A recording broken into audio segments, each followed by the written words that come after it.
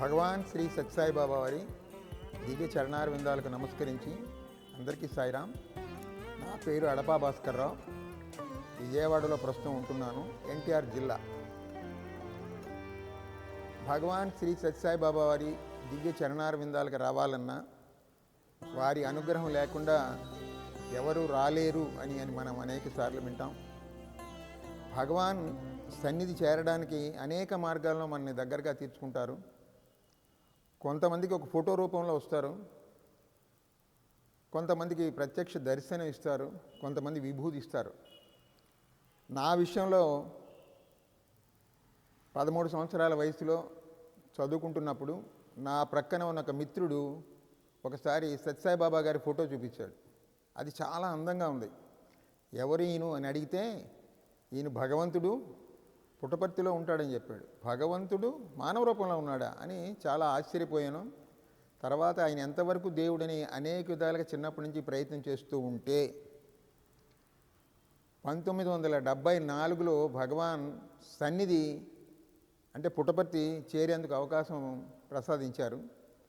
పుట్టపర్తిలో మొట్టమొదటిసారిగా అడుగు పెట్టగానే, అంటే గణేష్ షెడ్ ఎదురు లోపల అడుగు పెట్టగానే నాకు తెలియకుండానే అతి తీవ్రమైన ఒక వైరాగ్యభావం కలిగింది. అదేమిటో నాకే చాలా ఆశ్చర్యంగా ఉంది.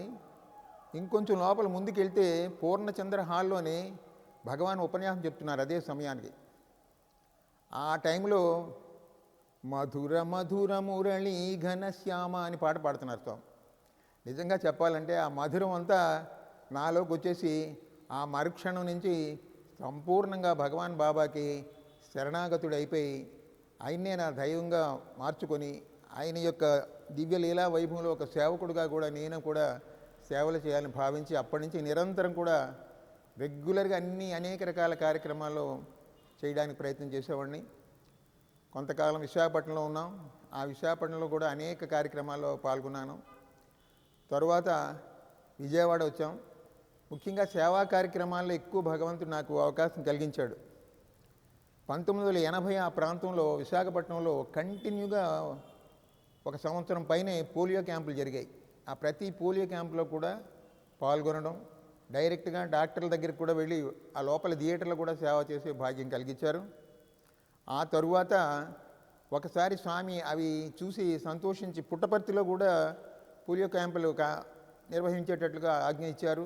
అది చేసిన తర్వాత 100 మందికి అక్కడ పోలియో క్యాంపులు జరగడం, ఆ వచ్చిన తర్వాత స్వామి స్వయంగా వచ్చి అందరినీ ఆ వచ్చిన పోలియో ఆపరేషన్ చేసిన వాళ్ళని, సేవలు చేసిన మమ్మల్ని కూడా ఆశీర్వదించడం జరిగింది. అంటే అతి సన్నిహితంగా స్వామి దగ్గరగా చూసే భాగ్యం కలిగింది. అంతేకాకుండా అనేక కార్యక్రమాల్లో స్వామి సేవలో పాల్గొనే భాగ్యాన్ని కలిగించారు. ముఖ్యంగా మనం అంటాం, పాటలు పాడతాం, పద్యాలు పాడతాం, అనన్యాసింతయంతోమా ఏ జనా పర్యుపాసితే తేషాం నిత్యాభియుక్తానాం యోగక్షేమ వహామ్యమని అంటుంటాం, వింటుంటాం. కానీ అది ప్రాక్టికల్గా నా జీవితంలో ఎలా అనుభవం వచ్చిందంటే 1987లో విజయవాడ నుంచి సుమారుగా ఒక 15 మంది నిరంతర నామ సంకీర్తన చేసుకుంటూ భగవాన్ బాబా దగ్గరికి నడిచి వెళ్ళడం జరిగింది.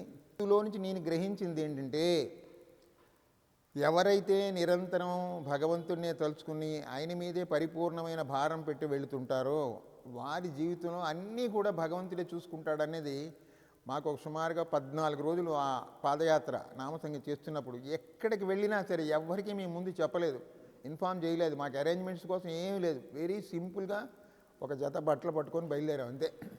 ప్రతి దారిలో కూడా ఎంతోమంది మమ్మల్ని ఆహ్వానించి భోజనాలు పెట్టడం, ఉండడానికి వసతి ఇవ్వడం కూడా, ఆఖరి పుట్టపర్తిలో అడుగు పెట్టే వరకు స్వామి మమ్మల్ని ఒక చిన్నపిల్లల్ని తండ్రి ఏ విధంగా తీసుకెళ్ళి అన్నీ మంచి చెడ్డలు చేస్తారు ఆ విధంగా చేసితే అది మాకు నిజ జీవితంలో నాకు అర్థమైంది. నాకే కాదు, మాతో ఉన్న వాళ్ళందరికీ కూడా ఎవరైతే నిరంతరం భగవంతుడిని నమ్ముకుంటూ ఆయన సేవ చేసుకుంటూ ఆయన నామం తలుచుకుంటారో వారి ఎడల నిరంతరం తన యొక్క అనంతమైన ప్రేమను కురిపిస్తూ యోగక్షేమాలు చూస్తారన్న విషయం నాకు తెలిసింది ప్రాక్టికల్గా. అదొక నిజ జీవితంలో అనుభవం. అనేక అనుభవాలు భగవంతుడు బాబాతో కలిగాయి. ముఖ్యంగా ఒక చోట ప్రశ్నించారు, స్వామి దగ్గరకు వచ్చిన తర్వాత కష్ట సుఖాలను కూడా మీరు ఎలా సమంగా తీసుకోవాలని బాబా చెప్పారు. నేను ఎప్పుడు ఎక్కడ చెప్పని ఒక నా నిజ జీవితంలో ఒక విషయం ఇవాళ చెప్తున్నాను. మా అమ్మాయికి 8 సంవత్సరాల వయసులో, అప్పటి వరకు చాలా ఆరోగ్యంగా ఉన్న అమ్మాయి ఒక్కసారిగా సడన్గా ఒక మైల్డ్గా అయిపోయింది. అనేక మంది డాక్టర్ల దగ్గర తీసుకెళ్ళడం, వైద్య సేవలు చేయడం అన్నీ జరిగాయి. ఎక్కడ ఇంప్రూవ్మెంట్ కనపడలేదు. సరే, మన భగవంతుడు ఉన్నాడు కదా, బాబా దగ్గర తీసుకెళ్దామని స్వామి దగ్గర తీసుకెళ్ళాను. అమ్మాయి చిన్న వయసే కాబట్టి అప్పుడు కూర్చున్నప్పుడు ఫస్ట్ లైన్ వచ్చింది. కూర్చోగానే డైరెక్ట్గా స్వామి నా దగ్గరికి వచ్చారు. పాపకి పాద నమస్కారం ఇచ్చారు. నేను కూడా పాద నమస్కారం చేసుకున్నా. అసలు నా ఉద్దేశం ఏంటంటే, ఈ పాపకు ఆరోగ్యం బాగలేదు స్వామి అని చెప్పాలని అనుకున్నా. కానీ స్వామి దగ్గరకు వచ్చిన తర్వాత, స్వామిని చూసిన సర్వం తెలిసిన భగవంతుడు నేను ప్రత్యేకంగా చెప్పవలసిన అవసరం నాకు లేదు అనిపించి అలా నమస్కారం పెట్టి అలా ఊరుకున్నాను. స్వామి ఒక నిమిషం పాటు ఒక చిరునవ్వు అలా చూసుకుంటూ వెళ్ళిపోయారు అంతే. తర్వాత మళ్ళీ విజయవాడ వచ్చేసాను. తర్వాత చాలాసార్లు స్వామి దగ్గరికి ఆ పాపను తీసుకెళ్ళడం జరిగింది, అంటే మామూలు దర్శనం చేయడానికి. కానీ అప్పటి నుంచి ఆ పాపకి ఏ విధమైన ప్రత్యేకమైన ఇంప్రూవ్మెంట్ ఏం కలగలేదు ఆరోగ్యంలో. మొట్టమొదటి ఎలా ఉందో అలాగే ఉంది. ఒక 15 సంవత్సరాల తర్వాత ఒకరోజు ప్రశాంతంగా స్వామిలోకి వెళ్ళిపోయింది, సాయిరామ్ అనుకుంటూ. నిజంగా ఆ టైంలో అనిపించింది, ఇది ఒక భగవంతుడి నిర్ణయం. ఎంతకాలం ఏ మనిషి ఎంతకాలం ఉండాలో ఆ జీవికి భగవంతుడు ఆ విధంగా తన దగ్గర చేర్చుకునే మార్గం. మనకు ఆయనకు అన్నీ తెలిసినప్పుడు మనం ప్రత్యేకంగా ఇది కావాలి అది కావాలి అడగ. ఆ విషయంలో కూడా నేను ఏ విధంగానూ ఈ అమ్మాయి చక్కగా స్వామి పాదాల దగ్గర చేరిపోయింది అనే విధంగా ఒక మంచి భావంతోనే ఉండిపోయాను అంతే. అంటే ఆ స్వామిని నమ్ముకున్న వాళ్ళకి కష్టాలని సుఖాలని కూడా భరించే శక్తిని కూడా భగవంతుడు ప్రసాదిస్తాడనే విషయాన్ని నా జీవితంలో నేను గ్రహించగలిగాను. అదొకటి అద్భుతమైన అనుగ్రహం. స్వామితో స్వయంగా సేవ చేసే భాగ్యం ఒకసారి కలిగింది. మన పుట్టపర్తిలో మీ అందరికీ తెలుసు, 1980 ఆ ప్రాంతంలో యూనివర్సిటీలో ఆ బిల్డింగ్స్ కట్టేటప్పుడు అదంతా చదును చేసేట ఏర్పాటు చేశారు. విజయవాడ అంటే కృష్ణా, గుంటూరు, విశాఖపట్నం, శ్రీకాకుళం, విజయనగరం జిల్లాల వాళ్ళందరూ వచ్చి సేవ చేస్తున్నారు. సేవ చేస్తుంటే ఏదో నన్ను కూడా ఆ గ్రూప్ లీడర్గా పెట్టారు. మేము సేవ చేస్తున్నప్పుడు స్వామి డైరెక్ట్గా వచ్చి అవన్నీ చూపించమన్నారు. చూసిన తర్వాత మీరు ఆ కాలేజీకి వెనుక వైపున కొండ దగ్గర పెద్ద గుట్టలు ఒక చెత్త అంతా పేరుకుపోయింది. 20-30 లారీలు ఉంటాయి. అనుకున్నా ఇది మన తరం కాదులే మనం చేయడం అని. స్వామి వచ్చి ఎందుకు చెత్త అంతా తీసేయండి అని ఇలా అన్నారు అంతే. మీరు నమ్మండి, మేమంతా కలిపి ఒక 50-60 మంది ఉన్నాం. ఒక రోజల్లా కూడా చేస్తే జరగని పని. సుమారుగా 30-40 లారీలు ఉన్నది.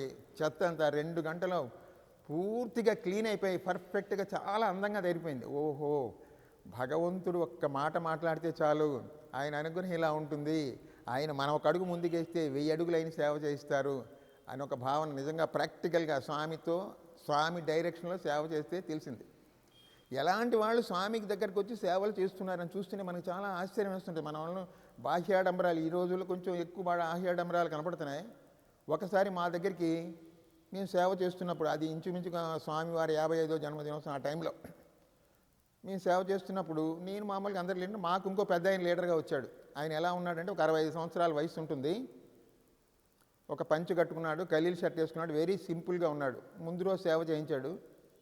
మళ్ళీ మరుసటి రోజు వచ్చాడు. మీరందరూ ఎక్కడ ఉన్నారంటే ఇక్కడ రెడీగా ఉన్నాం సార్, మీరు ఏ సేవ చెప్తే చేయడం కంటే ఆయన చెప్పాడు, నిన్న రాత్రి స్వామి నాతో చెప్పారయ్యా, ఆ కుర్రాళ్ళని ఎవరిని విడిచిపెట్టకండి, మళ్ళీ వచ్చేది మనకి 55వ జన్మదినోత్సవం వస్తుంది, వీళ్ళతో చాలా పనులు చేయాలి, 60 సంవత్సరం కూడా వస్తుంది, వీళ్ళతో పనులు చేయించాలి, వాళ్ళని విడిచిపెట్టక జాగ్రత్తగా వాళ్ళు మెయింటైన్ చేయని అన్నారు అన్న. ఈయనకి స్వామితో ఇంత చనువా, స్వామి ఇంత ఇలా మాట్లాడారని నేను ఆశ్చర్యపోయాను. తర్వాత మేమందరం కూడా ఈశ్వరమ్మ హై స్కూల్కి వెళ్ళి అక్కడ డ్రైనేజ్ అంతా క్లీన్ చేసేటప్పుడు చేసే భాగ్యం మాకు కలిగింది. చేస్తున్నప్పుడు ఊరికే సరదాగా సార్ మీరు ఏం చేస్తుంటారని అడిగా. ఏముందయ్యా, నా పేరు చల్లా సుబ్బారాయుడు, నేను ఒక మినిస్టర్ని, స్వామి ఇంకా ఇవన్నీ ఎందుకు లేరా సేవ చేసుకో అన్నారు, అందుకొచ్చి ఇప్పుడు సేవ చేసుకుంటున్నాను అన్నాడు. ఒక మినిస్టర్గా ఉండి 65 సంవత్సరాల వయసులో ఉండి అంత సింపుల్గా చక్కగా సేవ చేసుకున్నాడంటే మనందరికీ ఎటువంటి భాగ్యాన్ని ప్రసాదించాడు స్వామి. నిజంగా తలుచుకుంటే అబ్బా, నిజంగా మనం అంత అదృష్టవంతులే అని అర్థమైంది. అనేక విధాలు చెప్పాలంటే ప్రతి నిమిషం కూడా స్వామితో చాలా ఆనందం. ఎప్పుడు సేవలో కూర్చున్నా, స్వామిని చూస్తున్నా, అనుగ్రహం చూస్తూనే అద్భుతమైన ఆనందాన్ని ఎప్పుడు పొందుతూనే ఉండేవాళ్ళం. చిన్న పెద్ద పని కూడా అతి సులువుగా అయిపోతుండేది. ఇంకొక విషయం కూడా చెప్పాలి అంతగా. ఒకసారి మీ అందరికీ తెలుసు కదా, కల్పవృక్షం ఉంది. కల్పవృక్షం కొండ మీద స్వామి అనేక మిరకిల్స్ చేశారు, ఒక వృక్షం ఉందని.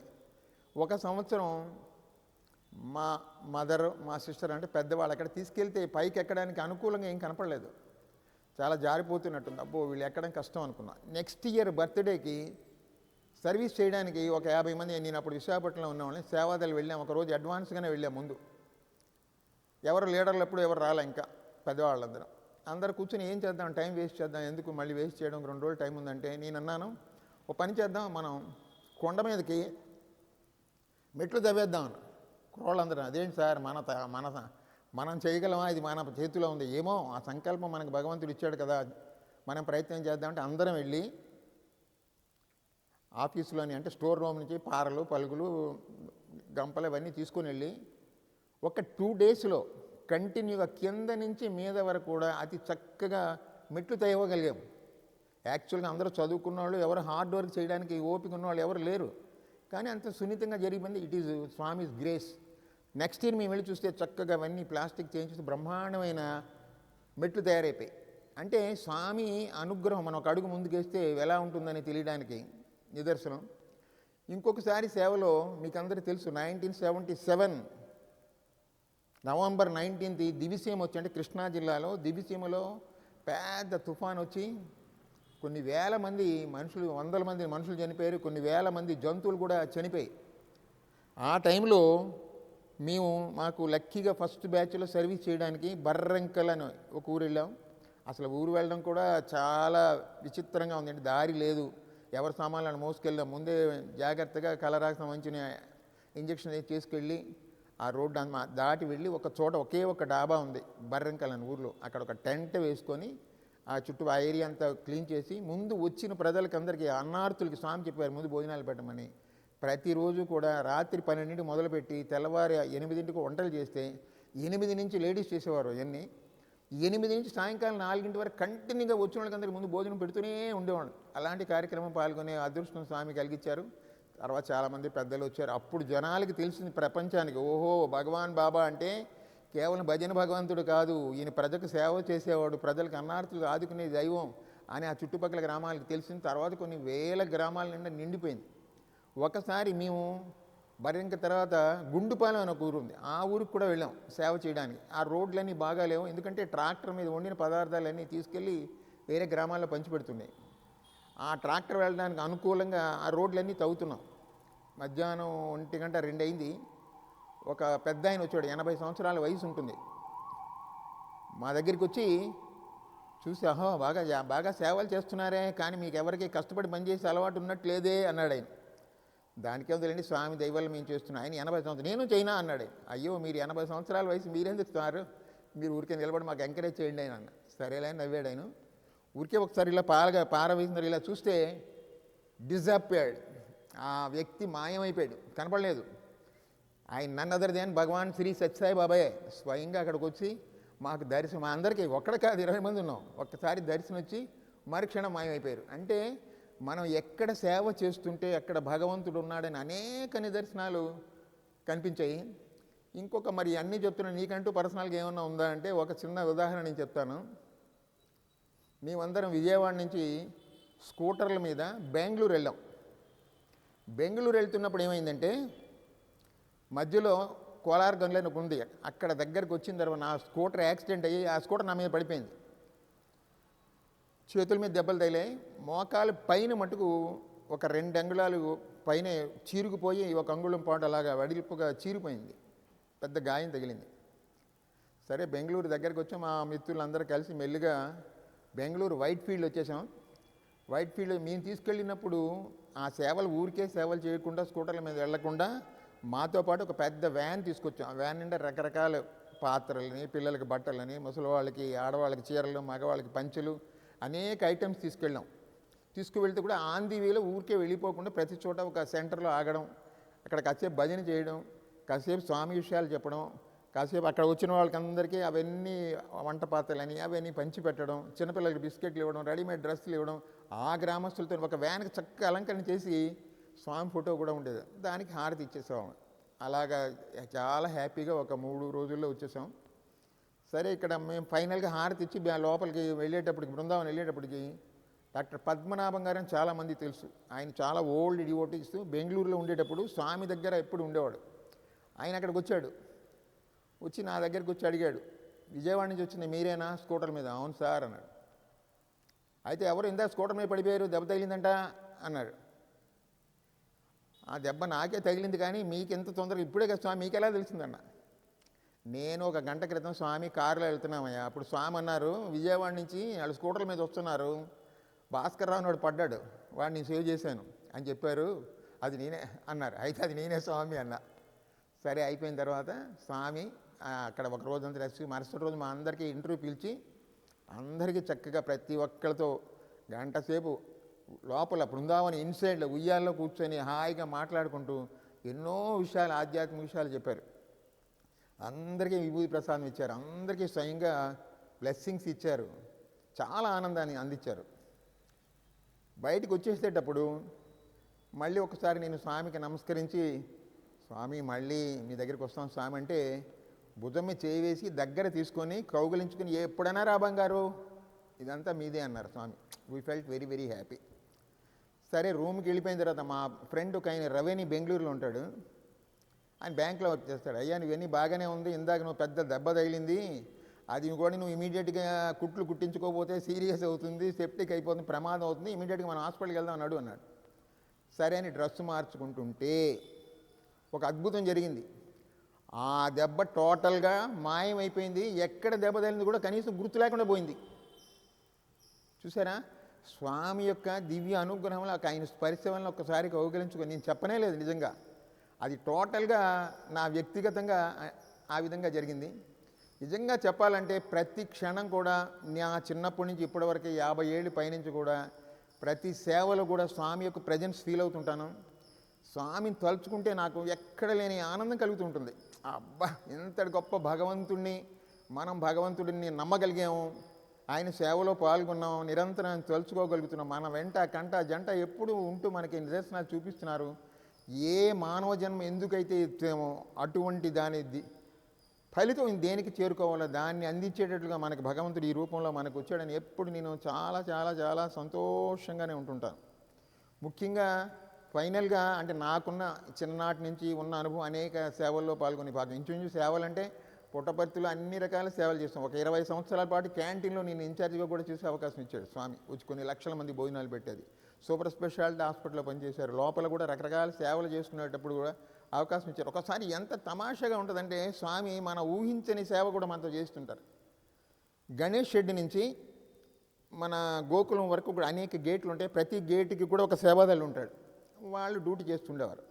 ఆ రోజుల్లో ఇప్పుడైతే 7 అవర్స్కి చేస్తున్నారు, కానీ అప్పుడు 3 గంటలుగా మారిపోతూ ఉండేవారు. ఒకసారి నిన్న ఇన్ఛార్జిగా పెట్టారు, ప్రతి గేటు కూడా మా కొత్త ఆయన వచ్చాడో లేదు చూసుకోవాలి. ఒకసారి నేను వెళ్తున్నప్పుడు స్వామి హాస్టల్ దగ్గరికి వెళ్ళినప్పుడు అక్కడ ఒక ఇలాంటి టేబుల్ పరిచి దాని మీద వైట్ క్లాత్ పరిచి ఒక 2-3 స్టూడెంట్స్ కనపడ్డారు. ఏంటి అన్న ఏంటి ఇక్కడ అంతా ఏమంటే జర్మనీ నుంచి ఎవరో వస్తారంటండి, వాళ్ళ కోసం అరేంజ్మెంట్స్ చేస్తున్నాం. ఓహో బాగుంది అనుకున్నా, చూసి వెళ్ళిపోయాను. మళ్ళీ రాత్రి 12 గంటల ప్రాంతంలో అందరూ డ్యూటీ జాయిన్ అయిన తర్వాత గోకులం నుంచి మళ్ళీ వస్తున్నప్పుడు జస్ట్ ఆ హాస్టల్ దాని 2 పెద్ద బస్సులు బమ్ అని వెంటనే గబగబా వెళ్ళిపోతున్నాయి. ఓహో నాకు అనిపించింది పొద్దున్న వచ్చిన వీళ్ళేనేమో అనుకున్నా. సరే వెళ్ళిన తర్వాత ఆ బస్సులు ఎక్కడ ఆగాయంటే ఇప్పుడు మనకు ఆర్టీసీ బస్ స్టాండ్ పెట్టువారు చూస్తే అక్కడ ఉంది. అక్కడ ఒక కౌంటర్ పెట్టారు మన వాళ్ళు, ఎవరైనా వచ్చిన వాళ్ళకి అక్కడ ఎంక్వైరీ. అక్కడికి వెళ్ళారు, ఆ బస్సులోకి ఎదురు దిగి వెళ్ళి అడిగారు, మీ జర్మనీ నుంచి వచ్చాము, మాకు అకామిడేషన్ అంటే వాళ్ళు చెప్పారు ఇక్కడ స్వామి హాస్టల్లో స్టూడెంట్స్కి అందరికీ అక్కడ ఏర్పాటు చేసాము, ఆ హాస్టల్ దగ్గర మీకు ఏర్పాటు చేస్తారు, మీరు అక్కడ వెళ్ళండి అన్నారు. నేను వచ్చేటప్పుడు చూశాను అక్కడ ఎవరో మనుషులు లేరు, ఒక టేబుల్ మట్టుకే ఉంది, ఆ స్టూడెంట్స్ ఎవరు కనపడలేదు. అమ్మో ఇదేమో బాధపడతాను. వెంటనే నేను ఏం చేశానంటే నాతో పాటు ఇంకొక ఆయన ఫ్రెండ్ ఉన్నాడు మన విజయవాడ, మా ఇద్దరం కలిసి బస్సు ఎక్కి డైరెక్ట్గా లోపల హాస్టల్ వరకు తీసుకెళ్ళి ఆ లోపలికి వెళ్ళి చూస్తే ఎవరు లేరు. పైన మట్టుకు కాలేజీలో అని రూమ్స్ అన్నీ ఓపెన్గా ఉన్నాయి. స్వామికి నమస్కారం ఎవరికి చెప్పను ఆ రోజుల్లో, అది ఇంచుమించుగా స్వామి 60వ జన్మదినోత్సవం అనుకుంటాను. ఎవరు చెప్పడానికి కానీ ఫోన్లు చేయడానికి కానీ ఎవరు లేరు. వెంటనే నేనేం చేశానంటే వెళ్ళి ఒకవైపు అంతా లేడీస్ అంతా మీరు ఆక్యుపై చేయండి, ఒకవైపు అంతా జెంట్స్ ఆక్యుపై చేయండి అని చెప్తే టకటక వాళ్ళంతా సామాన్లు మోసుకొని వచ్చి 18 అవర్స్ జర్నీ చేశారంట. అలిసిపోయి ఉన్నారు, గబగబా సర్దేసుకున్నారు. ఇంకొక విచిత్రం ఏదో అంటారే అలాగా తీరామో చూస్తే ఆ బాత్రూమ్లో ఏమవుతుందంటే వీళ్ళు గబగబగబ స్నానాలు చేస్తుంటే వాటర్ అంతా ఓవర్ఫ్లో అయి పొంగిపోతుంది. ఏమిటా అని వెళ్ళి చూస్తే బాత్రూంలో కొంత చెత్త, ఒక దూది గీదల అంతా స్టాగ్నేట్ అయిపోయి నీరు బయటకు వచ్చేస్తుంది. నాతో పాటు ఇంకో ఫ్రెండ్ ఉన్నాడు విజయవాడ, శ్రీకాకుళం సుబ్బారావు గారని. మా ఇద్దరం కలిసి ఏం చేసినా ఆ బాత్రూంలో చేతులు పెట్టి అది మొత్తం బయటికి తీసేస్తే వెంటనే అది క్లియర్ అయిపోయింది, మొత్తం నీరంతా పోయింది. వాళ్ళు వితిన్ హాఫ్ ఎన్ అవర్లో బ్రహ్మాండంగా చక్కగా రెస్ట్ తీసుకున్నారు. మేము అక్కడి నుంచి బయలుదేరాం. మేము వెళ్తున్నప్పుడు మాకు ఎదురుగా సింగు గారని ఆ ఫారెన్ కంట్రీస్లో ఆయన కన్వీనర్ ఆయన పరిగెట్టి వస్తున్నాడు. పాపం వాళ్ళకి ఆయనకి ఏర్పాటు చేసినట్టున్నారు. అడావిడ పరిగెడుతుంటే ఏంటి సార్ ఎందుకు పరిగెడితే జర్మనీ నుంచి వస్తారు, వాళ్ళకి అకామిడేషన్. సార్ డోంట్ వరీ, స్వామి దయ వల్ల వాళ్ళకి అందరికీ ఏర్పాటు అయిపోయింది, మీరు ప్రశాంతంగా వెళ్ళండి అంటే వచ్చేసాం. విచిత్రం ఏంటంటే వాళ్ళ భక్తిని చూసి నాకు ఆశ్చర్యం. మళ్ళీ మార్నింగ్ 4 గంటకి గేట్ల దగ్గరికి వచ్చి చూస్తే వాళ్ళంతా రెడీ అయిపోయి మన పుట్ట ప్రశాంతి నిలయంలో ఎంటర్ అవ్వడానికి లైన్లో క్యూగా ఉన్నారు. జర్మనీ నుంచి వచ్చిన సుమారుగా 100 మంది భక్తులు. ఏమి భక్తి, ఎంత శ్రద్ధ! వాళ్ళు చూసి నాకు చాలా ఆనందం అనిపించింది. ప్రతి నిమిషం కూడా, ప్రతి క్షణం కూడా ఎప్పుడు నేనున్నాను, మీరు ఒక అడుగు వేయండిరా, నేను అన్నీ చూసుకుంటానని అనేక సార్లు అనేక రకాలుగా జరిగింది. ఒకసారి ఏమైందంటే క్యాంటీన్లో ఉండేటప్పుడు బాంబే శాస్త్రి గారిని ఒక ఆయన ఉండేవారు. ఆయన ఆ ఇన్ఛార్జిగా ఉండేవారు. ప్రతిసారి మీకు తెలుసు కదా, పుట్టపర్తిలో స్వామి బర్త్డేకి లడ్డూలు పంచిపెడుతుండేవారు, అది ప్రసాదంగా. ఆ టైంలోనే విపరీతమైన జనం వచ్చారు. ఒకరోజు మరుసటి రోజు స్వామి బర్త్డే అయితే శాస్త్రి గారు నాతో పాటు ఒక 10 మంది సేవాదాలను ఇచ్చి ఆ షెడ్లో, ఇప్పుడు అన్నదానం పెడుతున్నారు, ఆ షెడ్లో లడ్డూలు ఉన్నాయి, 10 గంపల లడ్డూలు ఎత్తుకొని తీసుకురండి అంటే వెళ్ళి తీసుకొచ్చాం. మరుసటి రోజు స్వామి బర్త్డే ప్రసాదంగా డిస్ట్రిబ్యూషన్ అవుతుంటే 1 గంట ఆ ప్రాంతంలో మొత్తం లడ్డూలన్నీ అయిపోయి. మళ్ళీ శాస్త్రి గారు ఏం చెప్పారంటే, మీరు వెళ్ళి ఆ షెడ్కి వెళ్ళి ఇంకో 10 గంపలు పట్టుకెళ్ళి ఆ లడ్డూలు పట్టరండి అన్నారు. ఆ షెడ్ తాళం నాకే ఇచ్చారు. లోపల తాళం తీసి చూస్తే నాకు గొప్ప ఆశ్చర్యం కలిగింది. మొదటి రోజు వెళ్ళినప్పుడు అక్కడ 2 లేయర్లు లడ్డూలన్నీ ఆరబెట్టి ఉన్నాయి. ఒక లేయర్ అంతా తీసుకొచ్చాం. మళ్ళీ వెళ్ళి చూస్తే మళ్ళీ 2 లేయర్లు లడ్డూలు రెడీగా ఉన్నాయి. మతిపోయింది. ఇన్ని 100 మంది సేవాదాలు చేసిన లడ్డూలు పూర్తయిపోతే మళ్ళీ ఒక 2 అవర్స్ మేము చూస్తే మళ్ళీ అదే లేవు. అబ్బా, భగవంతుడే స్వయంగా చేస్తున్నాడు ఇవన్నీ. ప్రత్యక్షం నేనే కాదు, 10 మంది నాతో పాటు సేవాదాలు చూశారు. చక్కగా వాళ్ళందరికీ లడ్డు అంటే మనతో ఒక చిన్న పని మనలో ఒక ఇన్స్ట్రుమెంట్గా చేసుకొని మనకు ఒక అనుగ్రహాన్ని ప్రసాదించడానికి స్వామి ఇలాంటి సేవాభాగ్యాన్ని ప్రసాదించారు. వాళ్ళందరికీ లడ్డూలు పంచి అలాగే ఎన్నెన్నో చెప్తూ కూర్చుంటే అది అనంతం. ప్రతిరోజు ప్రతి క్షణం ఫీల్ అవ్వాలి, కనెక్ట్ అవ్వాలి. అప్పుడు ఆ దైవం యొక్క అనుగ్రహం ఏంటో, ఆ భక్తి ఏంటో మనకి తెలుస్తుంది. ఆ భగవంతుడు నిజంగా మనం చాలామంది తెలియక అడుగుతారు, స్వామి అవతారం చాలించారు ఇప్పుడు కూడా అంతే. ఆనాడు ఈనాడు ఏనాడు పరమాత్మ ఆయన అప్పుడేమో రూపంలో కనిపించాడు, ఇప్పుడు మనసులో తలుచుకుంటే కనిపించేంత శక్తిని మనకు ప్రసాదిస్తున్నాడు. అంతకన్నా అద్భుతంగా ఈనాడు ప్రచారం ప్రతిరోజు కూడా పుట్టపర్తిలో నిత్య కళ్యాణం, పచ్చతోరణాలు అనేక కార్యక్రమాలు జరిగిపోతూ ఉన్నాయి. నాకున్న అనుభవంతో ఫైనల్గా నాకు తోచింది మీకు చెప్తున్నాను సవినంగా. సాక్షాత్ పరమాత్మ ఈ సృష్టి స్థితి లయకాలకుడు ఎవడైతే ఉన్నాడో ఆ భగవంతుడు మానవ రూపంలో సత్యసాయిబాబాగా జన్మించారు. అలాగ వచ్చినందుకు అనేక నిదర్శనాలు అనేక గ్రంథాల్లో, నాడీ గ్రంథాల్లో మనం చూసాం. ప్రత్యక్షంగా ఆయన యొక్క అనుభవాలు అనేక మనం కళ్ళతో చూసాం. దర్శనం, స్పర్శన, సంభాషణలు అనేక పొందాం. పొందిన తర్వాత కూడా ఇంకా భగవంతుడా కాదా, అవునా కాదా, అవతారం ఉన్నాడా లేదా అనుకుంటే మన జీవితం మళ్ళీ వెనక్కి వెళ్ళిపోతుంది. నాకున్న అనుభవం నేను చేస్తున్నది మీ అందరికీ నా యొక్క అనుభవం మీకు చెప్తుందంటే, ఆఖరి క్షణం వరకు కూడా భగవంతుని నమ్మాం, ఆయన పాదాలు పట్టుకొని ఉన్నాం. పాల ముంచిన, నీట ముంచిన అంతా నీదే భాగ్యం. నిన్ను దర్శించి నిన్ను నమ్మే శక్తిని మాకు ప్రసాదించావు కాబట్టి ఆఖరి క్షణం వరకు ఈ జీవి నీతో ఉండేటట్టుగా అనుగ్రహించు. ఇంకొక విషయం ఏంటంటే, నాకున్న అనుభవంతో నేను ప్రత్యేకంగా ఏనాడు కూడా స్వామి నాకు ముక్తి మార్గాన్ని, వచ్చే జన్మలో మంచి జన్మని అని ఏం కోరుకోను. ఎందుకంటే ఆయన ఎడల పరిపూర్ణంగా నేను సంపూర్ణ శరణాగతిని ఏం చేయాలన్నది ఆయన చేతిలో ఉంటే నేను మళ్ళీ కోరుకోవాల్సిన అవసరం నాకేం కనపడలేదు. ఫైనల్గా నా ఒక్క మాట ఏంటంటే, నా అనుభవంతో చెప్తున్నాను, పరిపూర్ణంగా ఆఖరి క్షణం. ఎందుకంటే స్వామిని ఒకసారి కల్లో కనిపించే అన్నాను, స్వామి నాకు ఓపిక ఉన్నంత వరకు సేవ చేసి, ఓపిక ఉన్నంత వరకు ఏంట్రా, శ్వాస ఉన్నంత వరకు చెయ్యి అన్నారు. అది నాకు ఒక్కడికే కదా, అది అందరికీ అనిపిస్తుంది. అటువంటి శక్తిని భగవంతుని పరిపూర్ణ విశ్వాసంతో స్వామి చెప్పిన మార్గంలో నడుస్తూ ఆఖరి క్షణం వరకు ఆయన యొక్క మార్గంలో మనం నడిచి మనం అందరం కూడా మన జీవితాలను ధన్యం చేసుకొని స్వామి అనుగ్రహానికి పాత్రులు అవ్వాలని హృదయపూర్వకంగా అందరికీ నమస్కరిస్తూ ఓం శ్రీ సాయిరామ్.